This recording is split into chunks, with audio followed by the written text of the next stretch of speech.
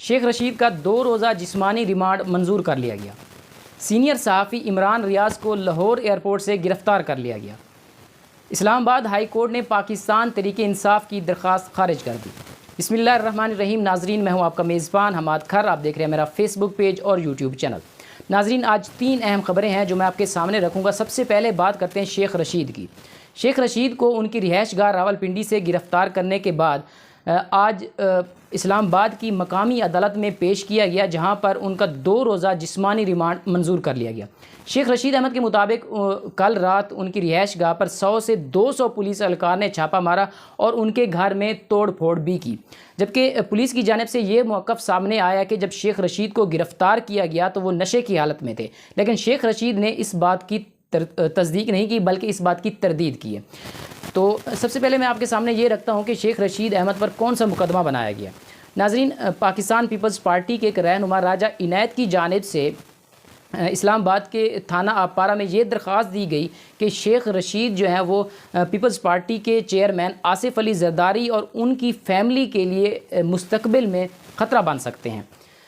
خطرہ کس طرح بن سکتے ہیں؟ شیخ رشید نے آج سے چند روز قبل عمران ریاض کے پروگرام میں اس بات کی تصدیق کی جو عمران خان نے کی تھی کہ آصف علی زرداری دہشت گردوں کے ساتھ مل کر ان کا قتل کروانا چاہتے ہیں۔ شیخ رشید احمد نے اس بات کی تصدیق کی، جس کے بعد راجہ عنایت نے تھانہ آبپارہ میں درخواست دی اور کل ان کو گرفتار کر لیا گیا۔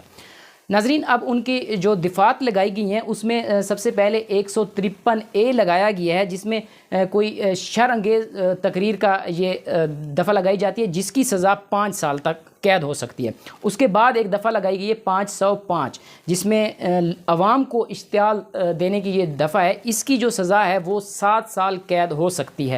ناظرین، یہ وہ دفعات تھیں جو شیخ رشید احمد پر لگائی گئی ہیں اور ان کا 2 روزہ جسمانی ریمانڈ منظور کر لیا گیا۔ اب دیکھنا یہ ہے کہ جو انتقامی کارروائیاں کی جا رہی ہیں وہ جو جسمانی ریمانڈ انہوں نے لیا ہے وہ شیخ رشید احمد سے کیا نکلوانا چاہتے ہیں۔ ناظرین، عمران خان کی جو انہوں نے خدشہ ظاہر کیا تھا محسن نقوی کے بارے میں کہ اگر ان کو وزیر اعلیٰ لگایا گیا تو انتقامی کارروائیاں ہو سکتی ہیں، اور وہ انتقامی کارروائیاں دیکھنے میں نظر آ رہی ہیں۔ جس طرح فواد چودھری کو گرفتار کیا گیا، اس کے بعد شیخ رشید کو گرفتار کیا گیا، اور پھر سینئر صحافی عمران ریاض کو بھی گرفتار کر لیا گیا، اور عدالت کے حکم کے باوجود ابھی تک ان کو عدالت میں پیش نہیں کیا گیا۔ یہ ایک توہین عدالت کی مرتکب ہوئی ہے لاہور پولیس، کیونکہ عدالت کا حکم تھا کہ عمران ریاض کو عدالت میں پیش کیا جائے، لیکن ابھی تک ان کو پیش نہیں کیا گیا۔ اور سب سے بڑی بات یہ کہ ان پر کوئی FIR بھی نہیں دی گئی، ایسے ہی ان کو گرفتار کر لیا گیا۔ پرانی جو 2022 کی FIR تھیں ان کی بنا پر ان کو 2023 میں گرفتار کر لیا گیا۔ ناظرین، یہ اس طرح کی سیاسی جو انتقامی کارروائیاں ہیں کب تک چلتی رہیں گی؟ پاکستان کا سب سے بڑا مسئلہ یہی ہے کہ جو شخص یہاں پر سچ بولتا ہے اس کی آواز کو دبانے کی کوشش کی جاتی ہے، جس طرح ارشد شریف کی آواز کو دبایا گیا۔ اب یہ خدشہ ہے کہ اسی طرح پھر عمران ریاض یا اور جتنے بھی سینئر صحافی ہیں ان کی آواز کو دبانے کی کوشش بھی کی جا رہی ہے۔ ناظرین، تیسری خبر میرے پاس یہ ہے کہ اسلام آباد ہائی کورٹ میں پاکستان تحریک انصاف نے جو الیکشن کمیشن کا فیصلہ تھا اس کے خلاف درخواست دی تھی، اور آج جو ہے لارجر بینچ نے اس کی سماعت کی اور پاکستان تحریک انصاف کی درخواست کو خارج کر دیا۔